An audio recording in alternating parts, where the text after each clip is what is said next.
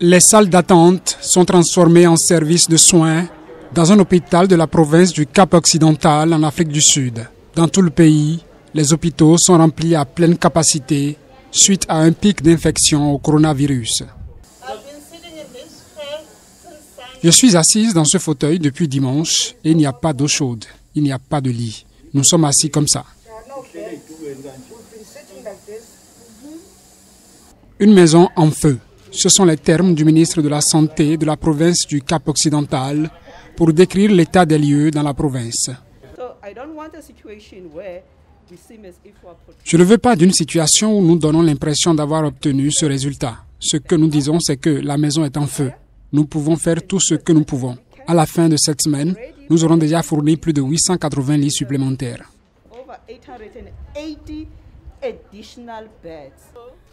Déjà, plus d'1 million de cas de contagion dans ce pays qui bat le record sur tout le continent africain. En pleine seconde vague, un variant du virus est découvert dans le pays.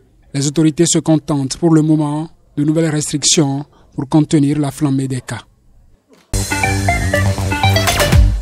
Ils sont 3 journalistes à être blessés ce week-end pendant qu'ils assuraient la couverture médiatique d'un meeting de l'opposant Bobi Wine.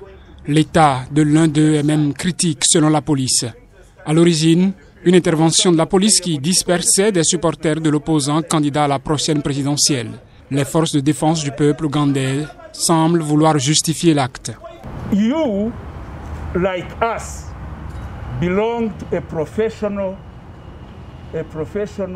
Comme nous, vous appartenez à une famille professionnelle qui exige du professionnalisme. Et mon point de vue sur tout cela est que si nous nous attachons tous à respecter le professionnalisme, ces incidents inutiles et malheureux seront réduits au minimum. We all care to stick to professionalism. These unnecessary, unfortunate incidents will be minimized. Pour les journalistes couvrant une conférence de presse des forces de défense, c'en était de trop. Ils ont abandonné le militaire au pupitre et ont claqué la porte.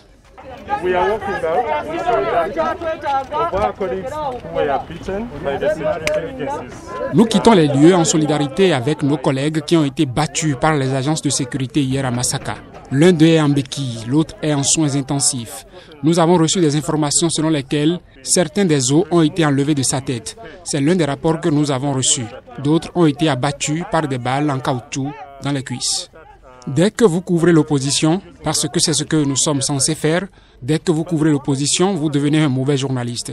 Dès que vous couvrez le gouvernement au pouvoir, vous êtes un très bon journaliste. En fait, ils vous apprécient même. Alors, que devrions-nous faire dans ce pays? The moment you cover the ruling government, then you are a very good journalist. Actually, they even cherish you. So, what should we do in this country?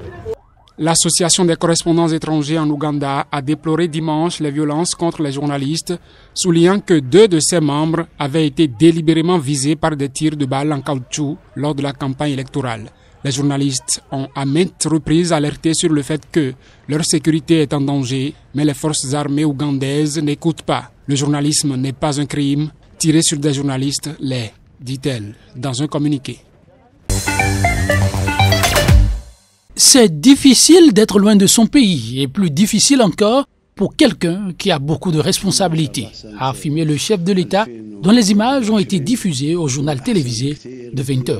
Apparemment en bonne santé, Tebboune, qui a, semble-t-il, repris du poids depuis sa dernière intervention télévisée, a laissé entendre qu'il était presque entièrement guéri. Il porte une attelle au pied droit selon des captures d'écran de la vidéo télévisée. Tebboune s'est exprimé très brièvement pour souhaiter une heureuse année à tous les Algériens, bien meilleure que 2020. Le Premier ministre s'est dit heureux de voir le président de la République de retour en convalescence dans sa patrie et important de continuer le travail pour réaliser les objectifs de la nouvelle Algérie. La dernière apparition publique de Tebboune remontait au 13 décembre lorsqu'il avait annoncé via un clip vidéo publié sur son compte Twitter son retour dans les plus brefs délais.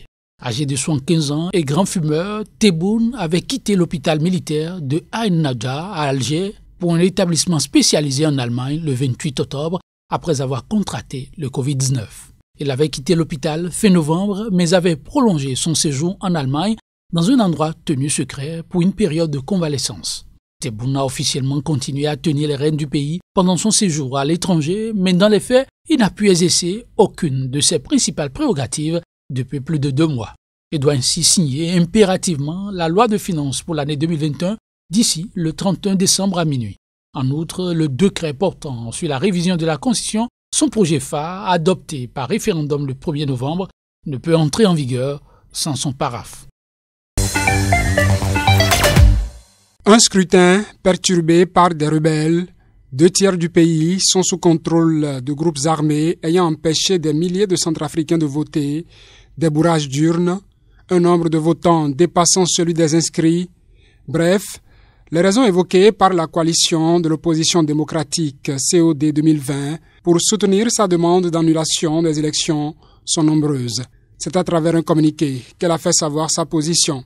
La coalition de l'opposition démocratique COD 2020 regroupe les plus importants partis et mouvements de l'opposition et avait déjà exigé le 19 décembre le report des élections pendant que des groupes rebelles menaient une offensive contre le président sortant Faustin Archange Touadéra et promettaient de marcher sur Bangui. Cette coalition était présidée jusqu'à il y a peu par l'ancien président François Bozizé, dont la candidature avait été invalidée et qui a apporté dimanche officiellement son soutien aux rebelles. Pour la COD 2020, les élections de dimanche n'ont pas été justes et inclusives et ne sont nullement l'expression de la volonté du peuple centrafricain.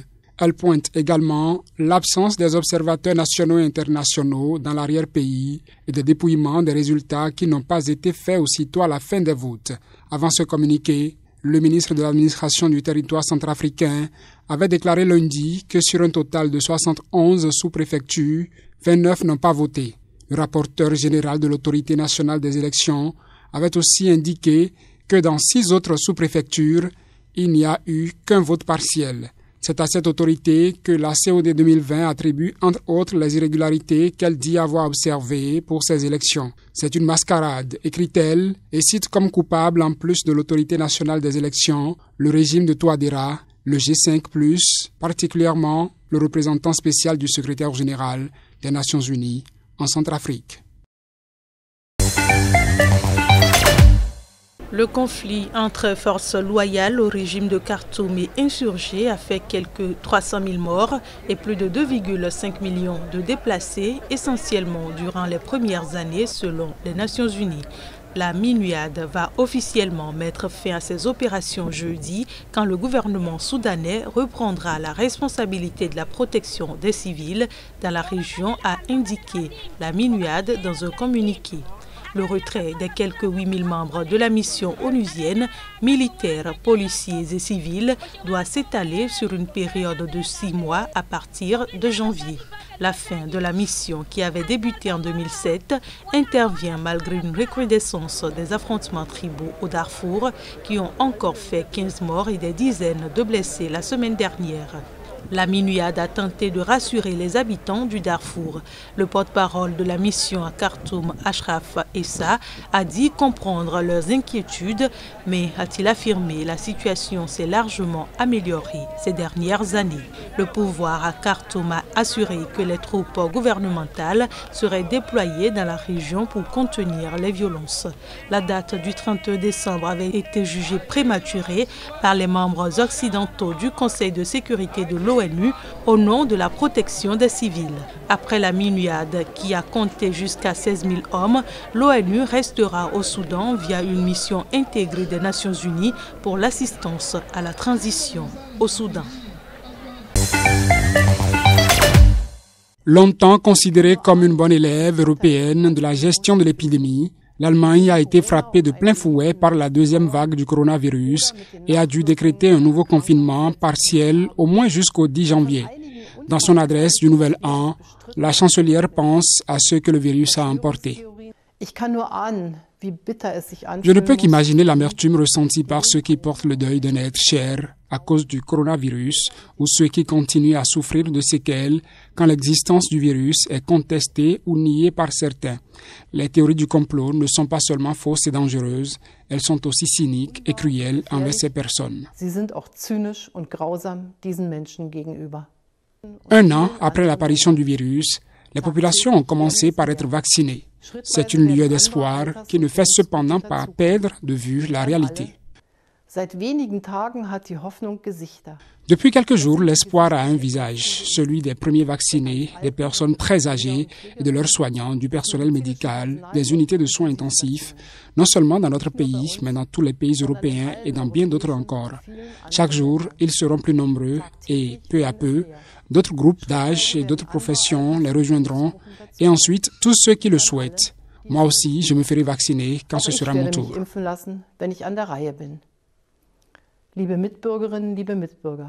Ces jours et ces semaines sont des temps difficiles pour notre pays et cela va durer encore un bon moment. Il nous appartiendra à tous, pendant un certain temps encore, de déterminer comment nous allons traverser cette pandémie.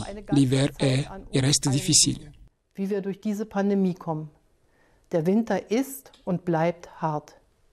Un discours historique pour Angela Merkel.